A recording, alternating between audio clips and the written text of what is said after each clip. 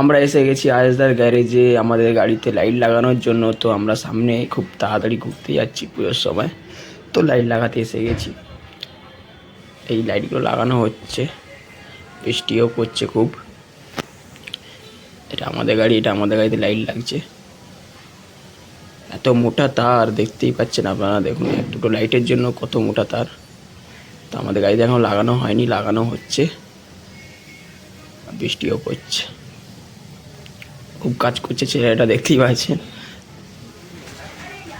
মানে লেগে গেছে এক সাইডের লাইট, তো এক সাইডে লাগানো বাকি আছে, তো লাগাচ্ছে।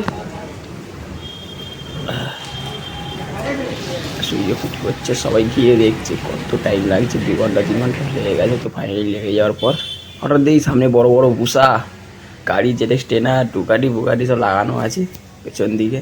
তো ওইটা হঠাৎ করে ভিডিও করে নিয়ে বেরিয়ে গেলাম। তো বাড়ি যাওয়ার সময় খুব বৃষ্টি পড়ছে।